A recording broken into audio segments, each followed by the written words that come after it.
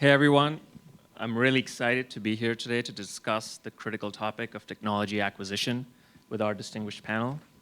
To my left is Lara Sayer, Executive Director of the PPBE Reform Commission, followed by Nand Mulchandani, CTO of the CIA, Mike Brown, partner at Shield Capital, and Peter Dixon, CEO of Second Front.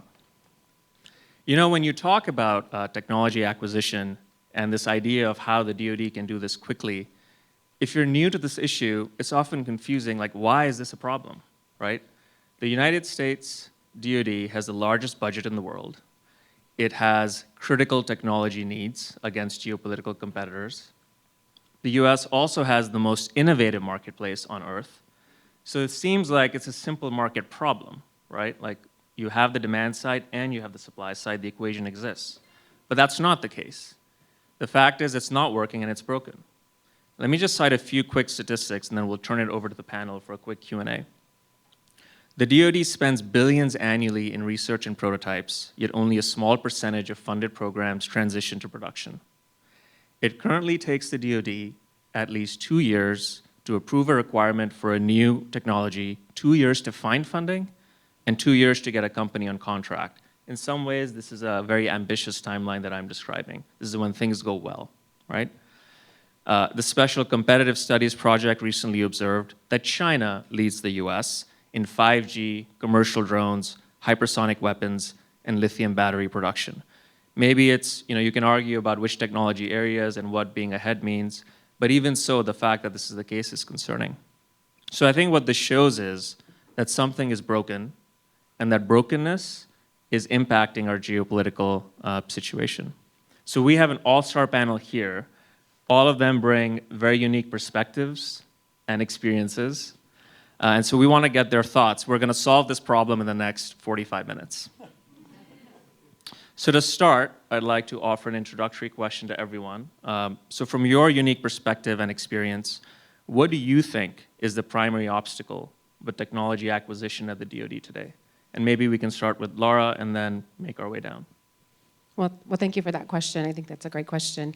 I think the Department of Defense and Congress, to some extent, are a little bit in denial of where we're at in this current threat environment. So things have changed so much in the world, to include the threat environment, to include how technology iterates, and the fact that the private sector is at the lead in developing new technologies.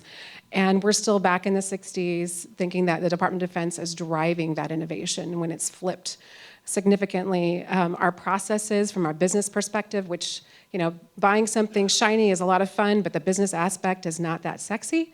We haven't really modernized or kept pace with that from a technological perspective. And so I think we need to look at how we modernize our processes and how do we restore some agility to our systems. And then just to keep in mind, while it should be simple to just go out and buy what we need, the process is inherently bureaucratic for a purpose. There's 3 major processes within how we acquire with the JSIT's requirements, with resourcing, which is PPBE, and then with the actual acquisition process. And if any aspect of those 3 systems are misaligned, then it's those of us in the department working and with members of Congress and staffers that have to do just a horrendous amount of work to make just one little good thing happen. Thanks. Well, I want to first start by saying I'm no longer at the DoD. I'm a former DoD employee, so I'm that guy who left the relationship and am now sort of criticizing everything there. So, so this is all in good, all done and with the right intent here. And of course at CIA we've got this all figured out, so we'll just hand those lessons over to DoD. The thing is this, and I'll generalize this to beyond DoD. I think this is a kind of probably a government-wide thing. Having spent 30 years on the sell side of tech, as a CEO and founder, it's more of a systemic issue. It's kind of like what you talked about, right? It's the entire process. It's not just about procurement. It's not just about acquisition. Those words actually, when I got to government, actually have a particular connotation, which is that you've made a good, reasonable, well-reasoned, well-thought-out decision on architecture, on product suitability. You've run a competitive process in terms of evaluating things. By the time you get to buying it, which is procurement and acquisition, that's the tail end of the process. Really, you have to get back all the way to the root of where things go wrong and why, by the time, if you're trying to fix it at the tail end, you've already missed the boat. You've already, blundered it. The trick is that, and it's both, by the way, on the buy side and the tech side, where the impedance mismatch is. First is, from a broader architecture perspective in terms of how all the systems fit together, generally, organizations like ours and DoD and others don't have this sort of central engineering model and architecture model that we apply equally across, find the gaps so that we have a systems level thing. What tends to happen is what I call the Oprah problem, which is all of you sitting here in the audience look under your chair and you got money to go solve your individual problem. And so you got money, you got money, you got money. Everyone gets a car. The problem is then we end up in the situation where we've got siloed applications, siloed systems, siloed data. And when you look at what we've done in the tech industry, when you're running internet scale systems, internet scale software, internet scale technology, you have shared services and architecture that you build upon to drive the marginal cost down and other things to actually do good decision making.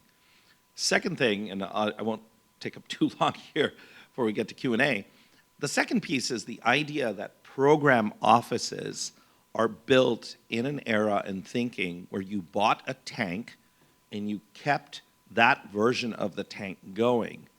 I find this incredibly odd working, even now, where the program office is not working through version 1 of the tank, version 2 of the tank, version 3.0, and you get a dot release and you get a patch release, and the innovation somehow is coming from somewhere else that has to get slammed into the program office or creating a new one.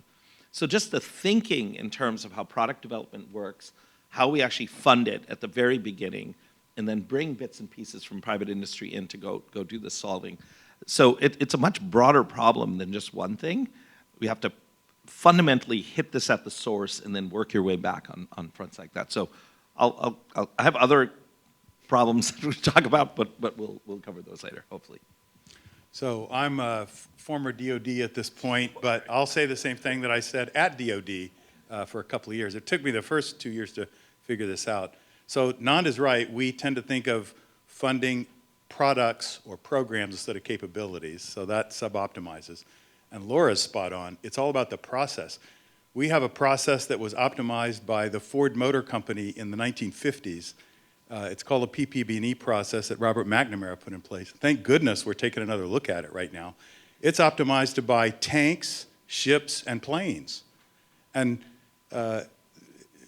we could improve upon that, but it's sure as heck not optimized to buy AI software, drones that we should be throwing away, commercial satellite imagery that we want to buy data as a service. So it starts with requirements. We don't buy anything without spending years. 2 years is optimistic. Sometimes that takes 10 years to say what we want to buy. Well, that may make sense if you're designing a new aircraft carrier, but it makes no sense when you're talking about a commercial item that's already designed, but we still go through that process. And then most often we use federal acquisition regulations, which are every bit as cumbersome as it sounds, even though the department can use other transaction authority that can be much faster. But third and most importantly, budgeting. 3 years to program $1 of spending at DoD. So if I am a 4-star general, like Tony Thomas was mentioned before, former commander of SOCOM, and I see something I want, okay, start the process, and 3 years later, if it all lines up, I get that. That is just completely uncompetitive in today's world when technology cycles have moved beyond the product you saw when the dollar gets ready to be spent. So we have to really throw that away for commercial items. That process doesn't work at all. We don't need requirements. We can use OTAs. And we have to have more flexible budgeting within year ability to spend on things that we see that respond to emerging threats. Or we're going to be in a very dangerous position relative to any conflict with China. Wow, Mike, calm down. No. I'm passionate about this stuff. Yeah. All right, so I wonder if you can be open-minded with me here a little bit on starting at what this actually looks like in terms of the threat competition that we're facing. So Imagine, if you will, it's 2026, and we are, having learned lessons from Ukraine, trying to give Taiwan enough military supplies to stand a siege. So we're shipping ammunition, right, and other capability to Taiwan. And China starts working to intercept it, right, with naval blockades using their fishing vessels.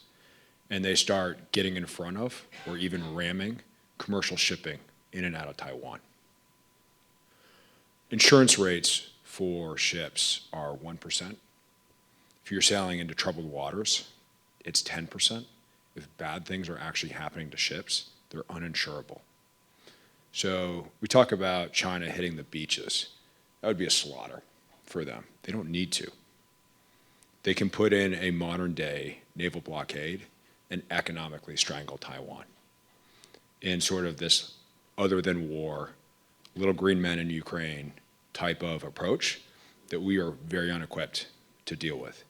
Their calculus about whether they do something like that or not is going to come down to technological military advantage, us for them, quantitatively, and whether or not that exists. 2025 to 2027 is the timeline that we feel that this is about right. Just show of hands, how many folks have heard something like this or something like this as national security professionals? Does this register? CIA folks, so you can keep your hands down.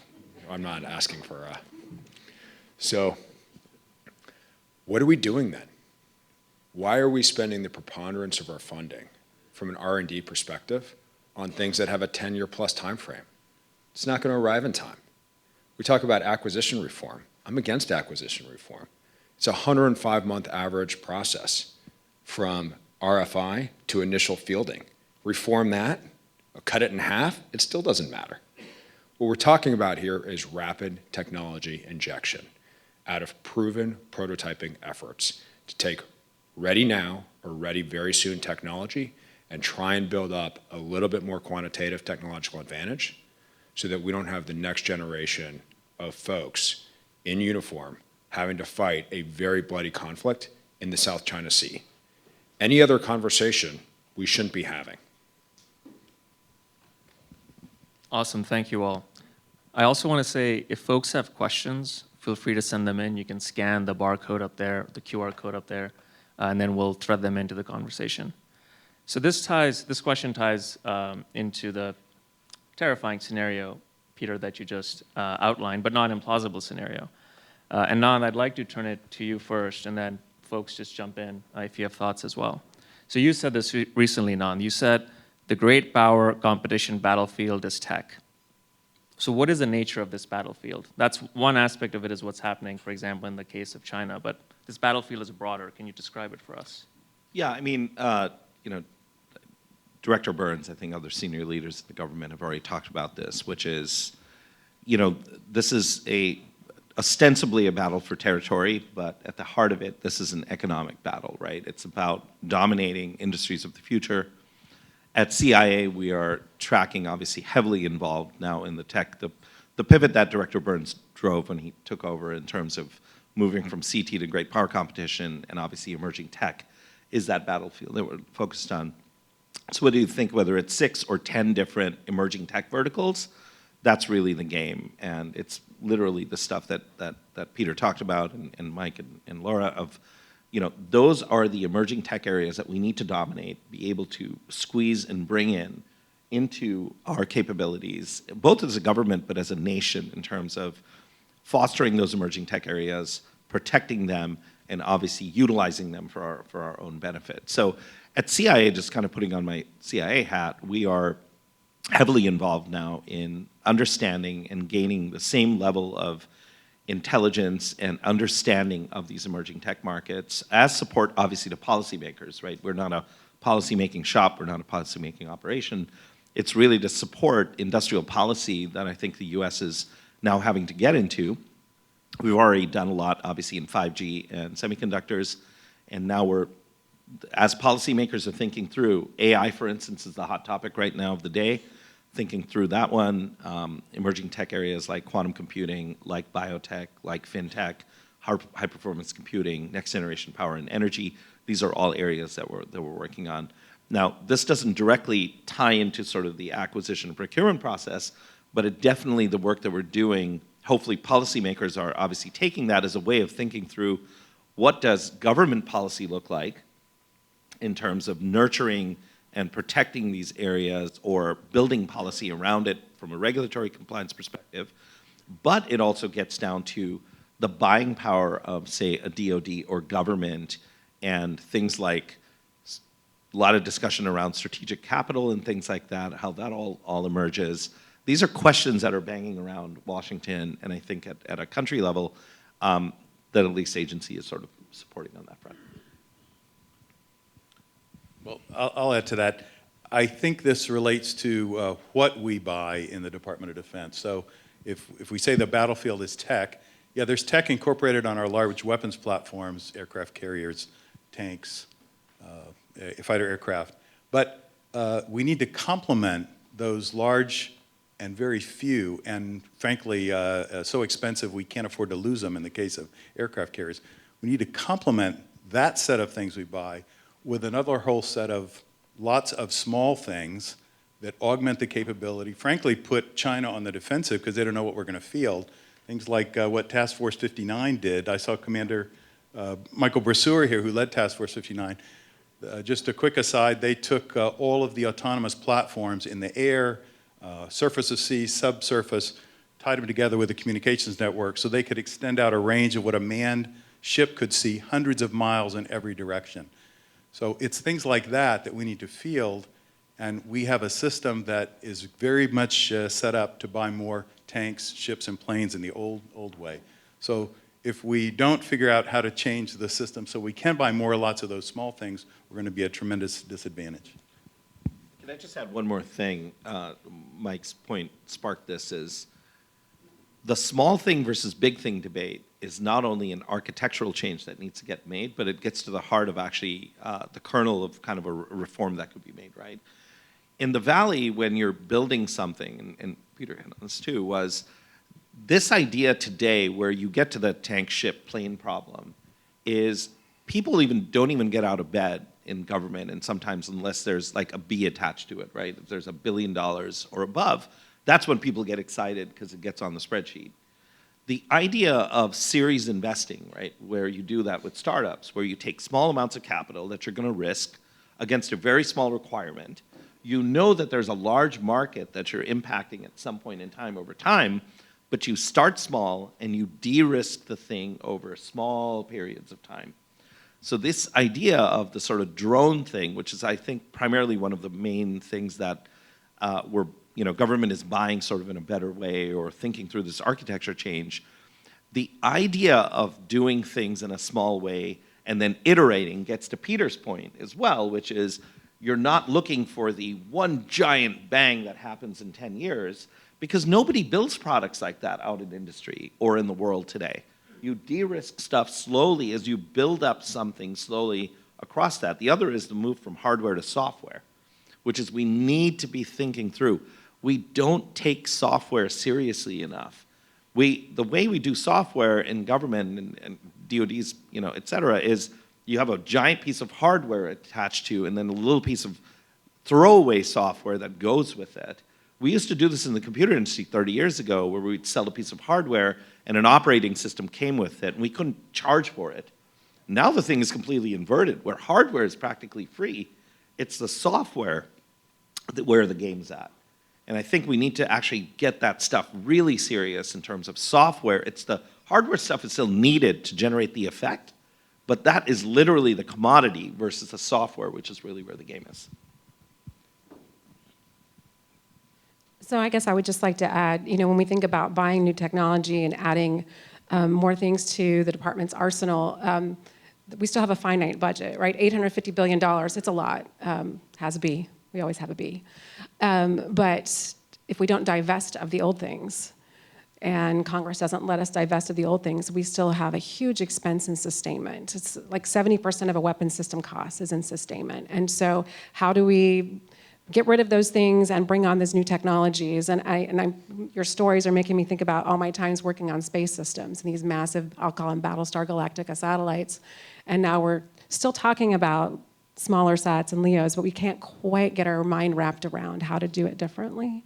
I still think the overall requirements process hasn't quite adjusted, and we need to, while we're not, my commission that I'm working on is looking at the resourcing process. I think we still have to touch how are we looking at requirements and how are we better suited to deliver those requirements to the warfighter.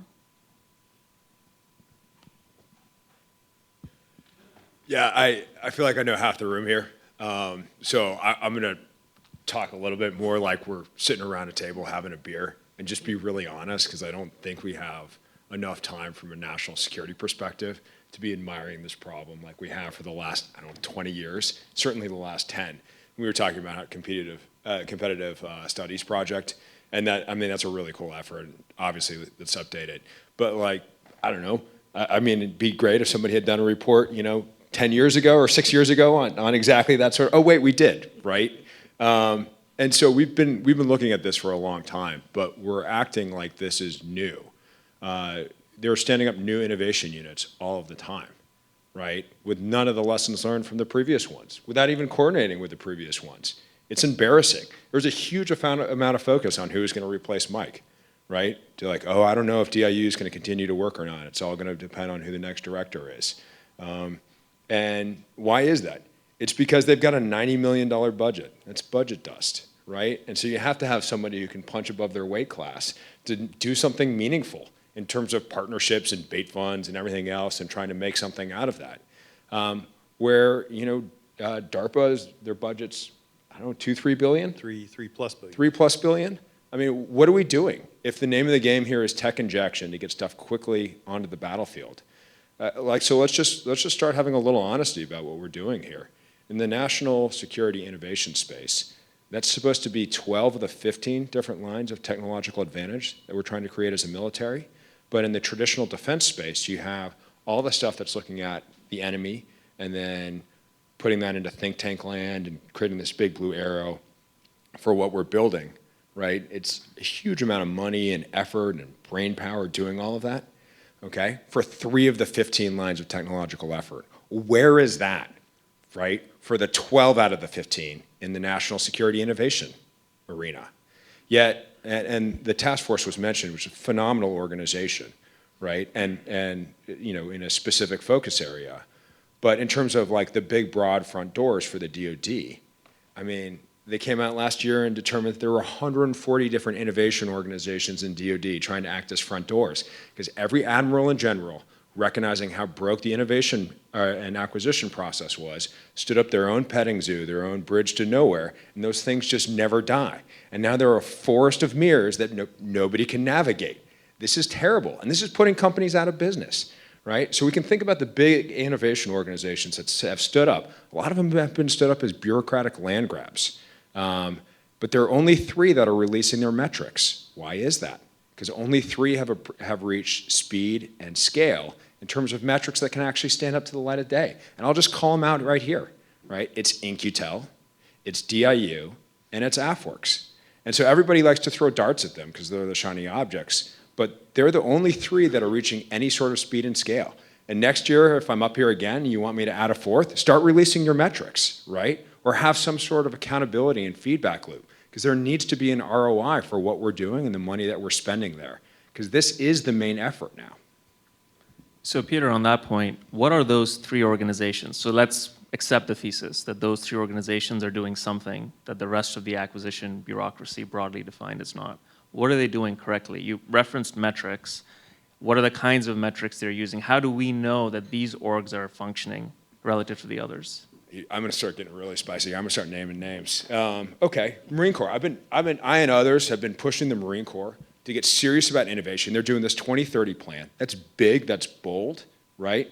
Should be complimented, called out from the services for trying to take seriously the threat that's there. But they're fueling that by finally standing up a Marine Innovation Unit and then not equipping that Marine Innovation Unit, which has phenomenal guys and gals. Really high caliber from across the Marine Corps. Top-notch hitters who understand industry or at startups, right? gave them no bait funds, no dedicated contracting officers, no acquisition authority, no dedicated pathway to production, and no mission ownership. Good luck, right? I mean, that's ridiculous at this day and age.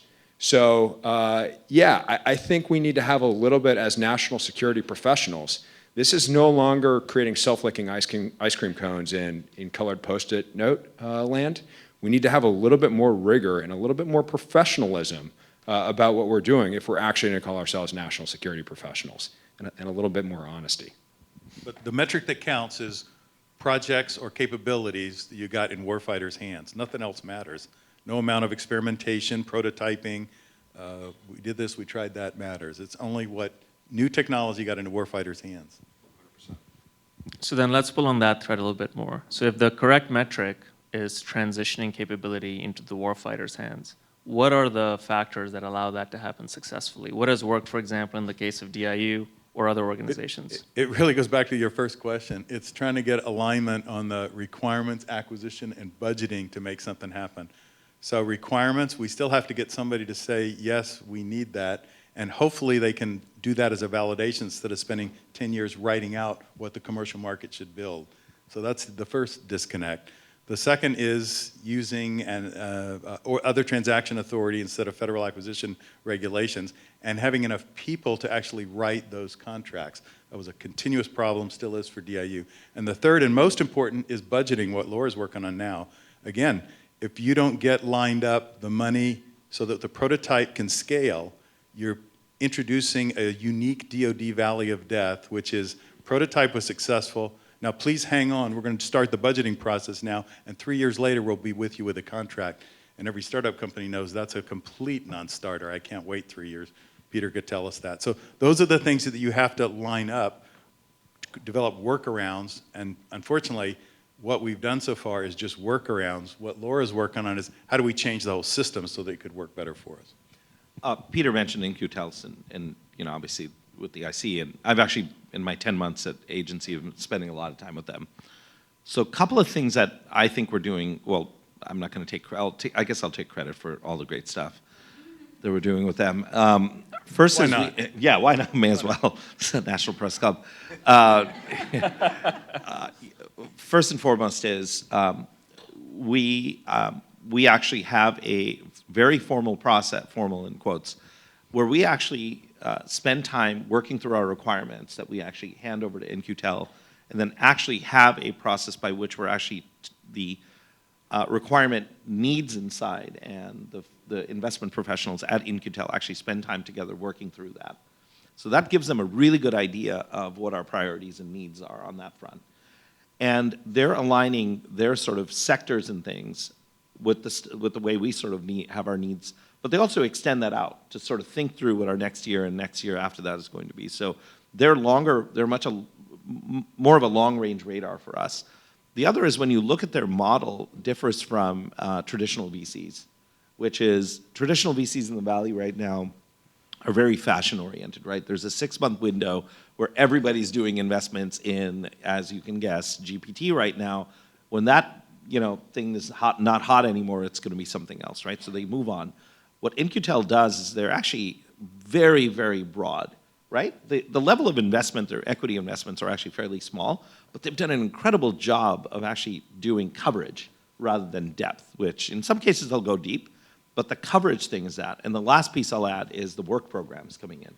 So when they find something hot that matches the requirement, we have an entire office that is focused on, which again, a VC normally, they don't do work programs or deal with the, they'll basically make an intro to a customer, but they really aren't there for the sales process. The InQtel teams do work programs where they're pushing the requirement in and helping with the sale and the deployment inside, and try to get it on a program of record on the other end so that there's a handoff of the baton. So now, whether that cycle is like perfectly optimized, whether we squeeze that lemon, every juice out of it as possible, we can argue about that. But this process is actually, it's working. And that's actually what makes it effective. And DIU, we're starting to do work with have traditionally spent a lot of time with Mike and his team. Just the idea of, again, their relationships with the private industry and that radar was incredibly important because our people, I know at the agency, just aren't used to picking up the phone and just yik-yakking with people in industry. So we need that interface and stuff. We're trying to fix that piece, but these are all things that systemically help on the front end of the process there. Sounds like they do that, but it's a first name only. It's on a first name, yeah, exactly. It's the I'm first Mike name B. and one initial, yeah, exactly. I think Bilal talked about that in the last one.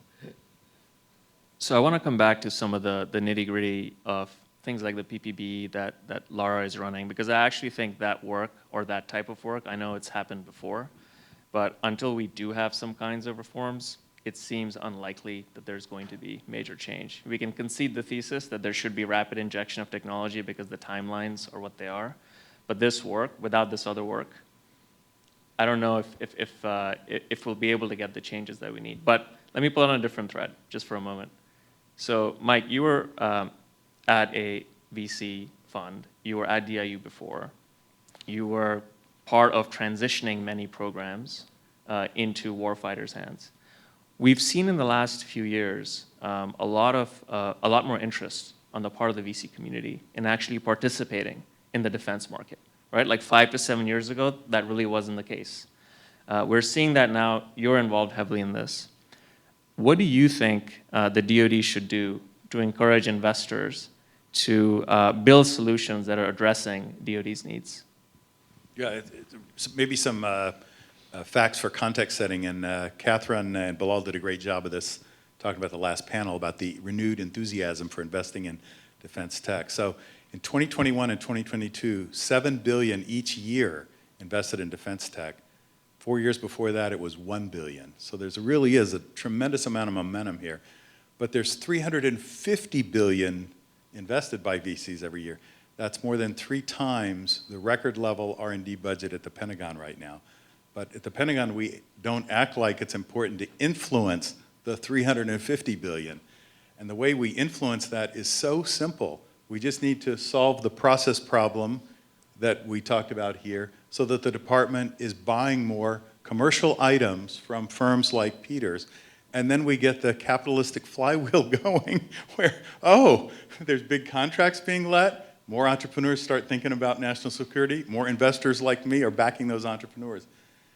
It's hard to do because those process things have been around for 60 years, but it's as simple as that. If we fix that, we don't need the glossary of acronyms that you hear being thrown around, the Raider program, APFIT program, I could go on with the Band-Aids that we're creating in the Pentagon just to solve that problem.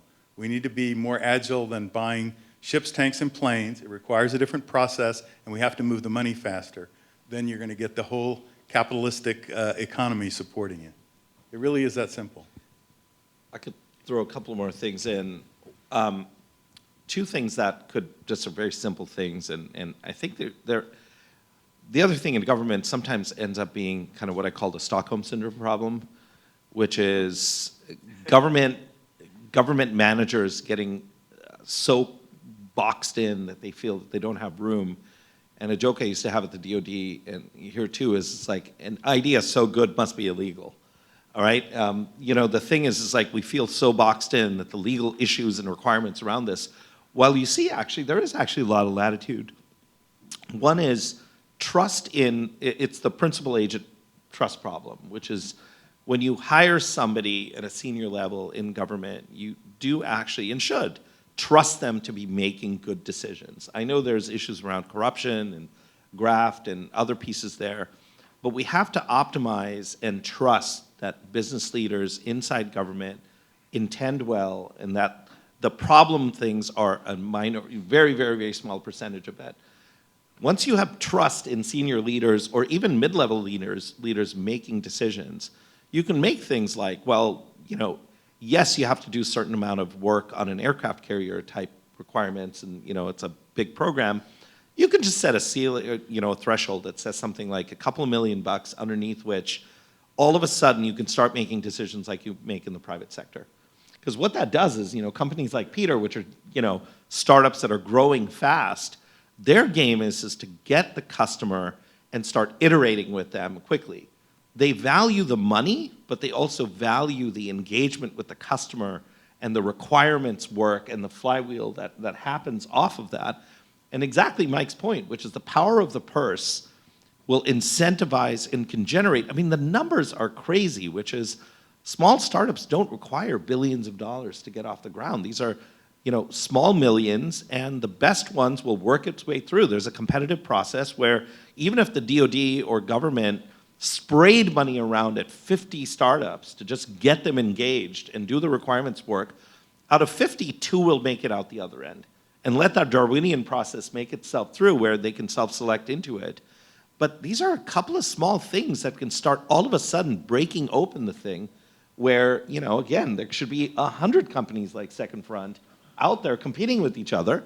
As a customer, we need to take sort of a more structured view and take control back of the process in terms of that. So these are all small little things that hopefully you're able to lightning bolt and just fix it all. And I guess we got 19 minutes left.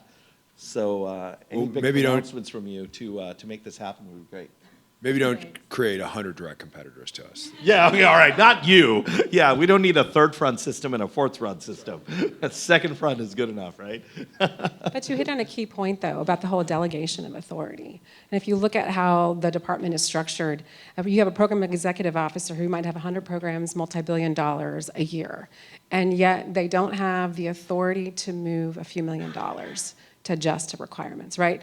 And so when you look at the successes of DIU or how SOCOM operates, they have that short chain of command, they have that delegation of authority, so they can move the money around and lift and shift.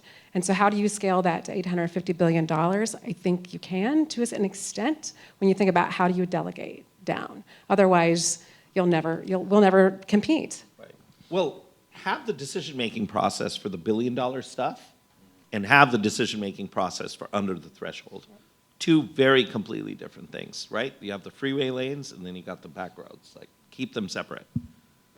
I just want to play off something that we were talking about here with, the big aircraft carrier group and then using that as, a command and control node for swarming drones. Like, let's just be very specific about how we field with what we have now, because this needs to be ready soon. We're basically going to either deter war or go to war with the army we have. So let's be specific about what we're talking about here. We're talking about what used to be called the third offset. This is man-machine swarming, right? This is Boyd's high-low mix, right, with an autonomy component to it. That's what we're talking about here. Highly algorithmic warfare, right? How do we enable that? And that's bringing the traditional defense base and the innovation base together. So sometimes I'm sort of, chuckling when folks from, like me, from Silicon Valley come out here and say, listen, the way that we're going to do this is we're going to have a bunch of billionaire-backed startups who are going to float them over the valley of death, and then they're going to sue their way in, and Northrop and Raytheon and Lockheed are going to go into the dustbin of history. Yeah, first of all, in what time frame? Second of all, that's never going to happen. And third, if it did, it would be a total disaster. I mean, what's largely winning the war in Ukraine now against Russia? So let's be serious about how we do this. What we need to do is figure out how do we bring the traditional defense companies to the table, and they're a big, slower spinning gear, with the small, fast-moving gears of these startups, and put them together. That's the Israeli model, by the way. When we talk about the Israeli model, that's the Israeli model right there. So how do we have a national security innovation base that includes the high-tech sector and the traditional defense companies? Yeah, we call that at the Jake, when I was at the DoD, we called this a sort of, there was the traditional industrial military base, and then there's the technology industrial military industrial base that we need to build.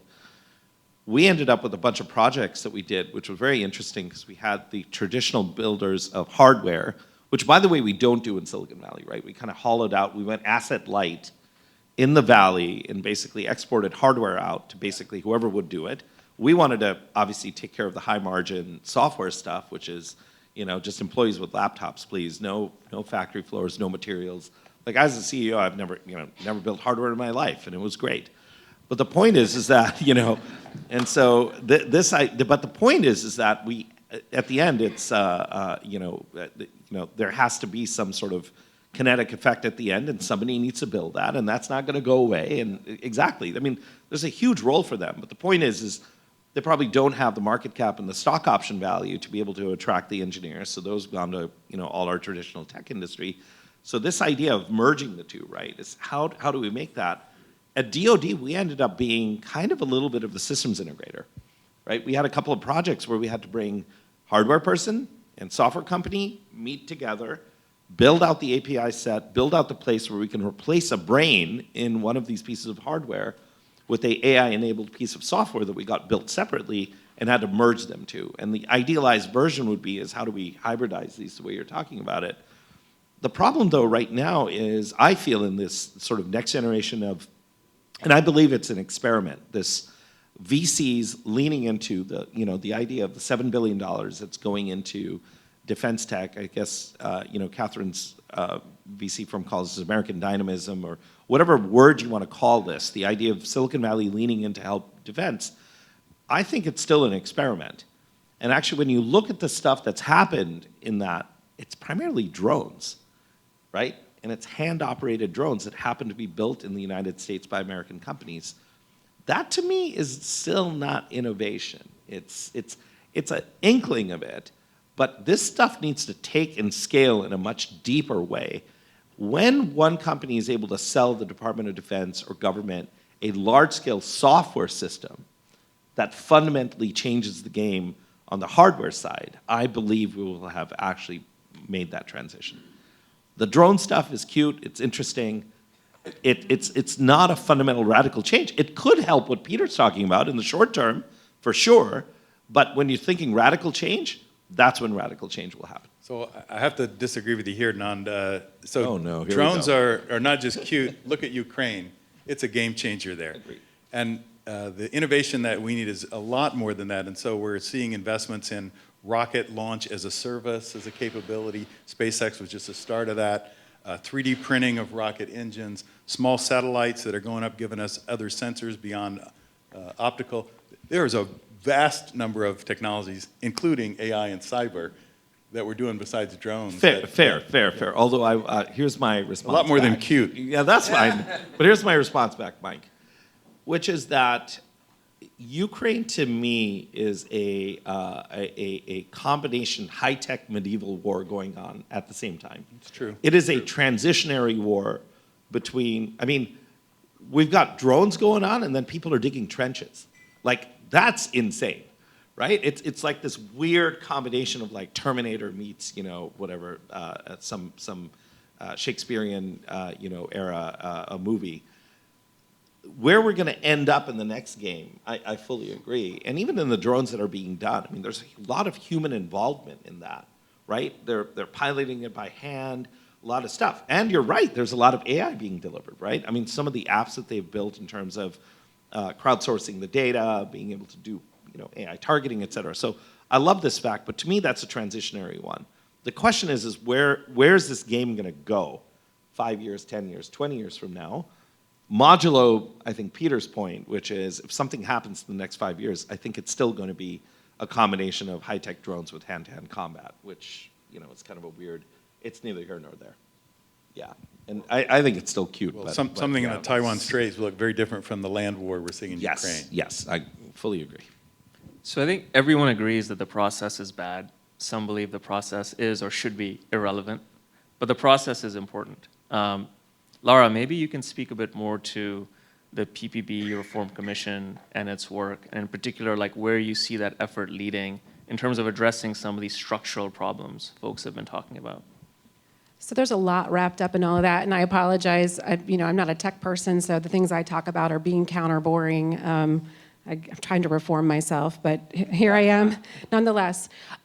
So there's a lot that we're debating in the commission, and I can't say that we've come up. We are debating hundreds of recommendations right now, so we haven't settled on any of them just yet. But I'll share some ideas from my 25 years doing this.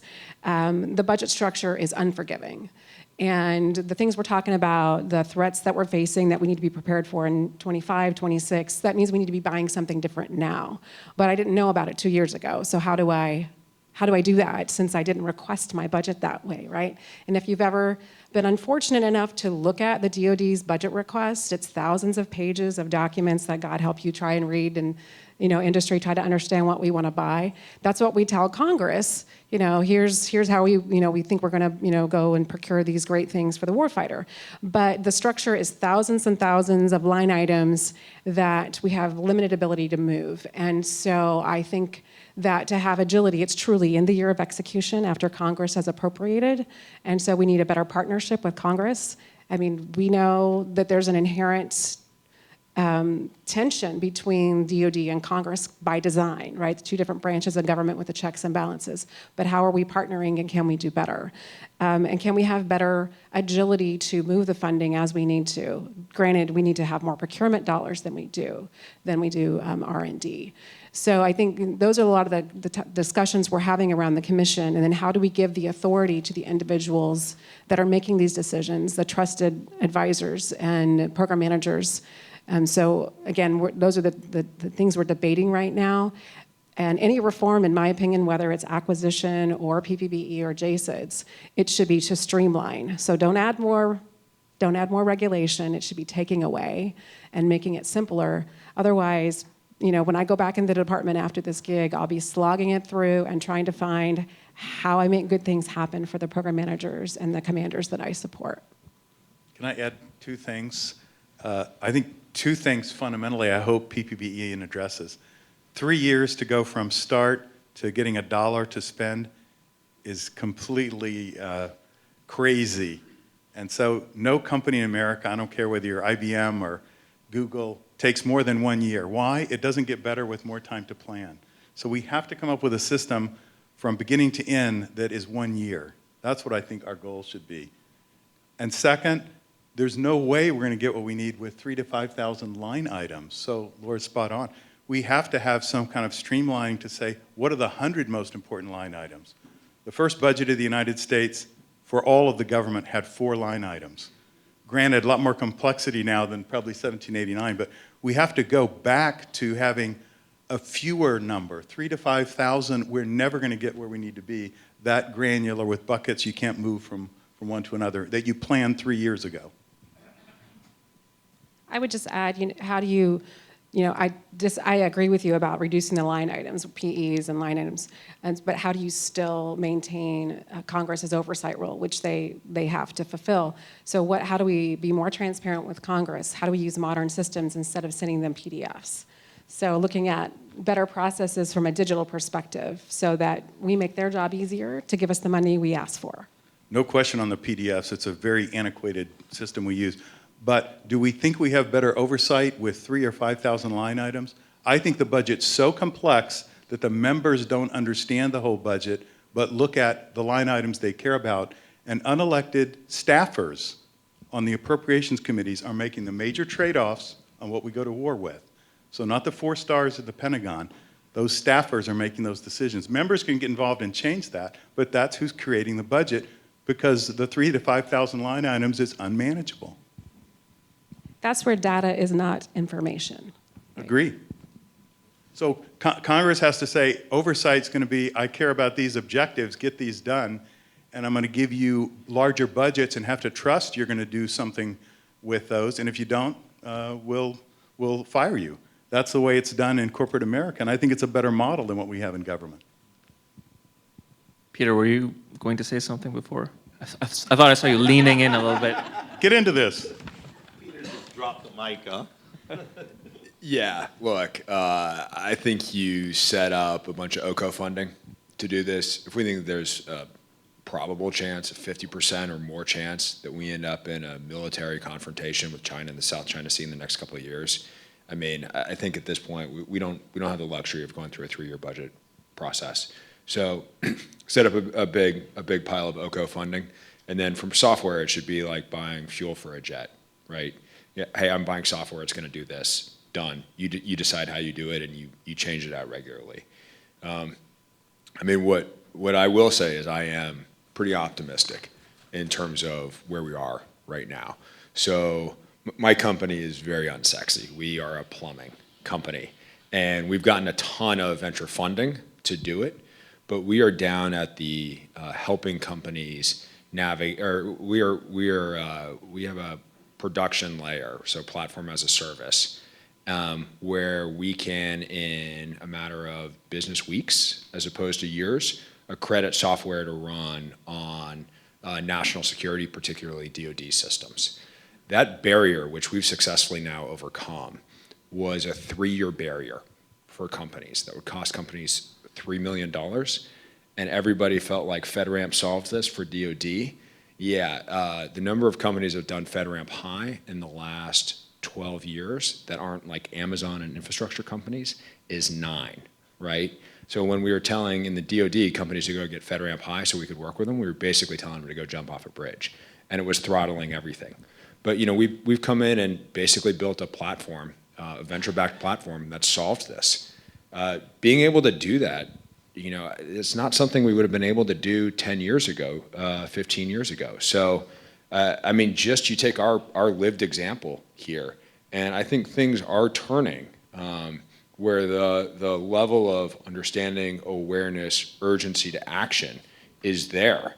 Everybody feels like they're pretty much rowing in the same direction now. It's just a question of whether we can collectively seize this moment. And I would say also do so in a way that, it's not going to be the U.S. deterring China. It's going to be the U.S. and her allies deterring China.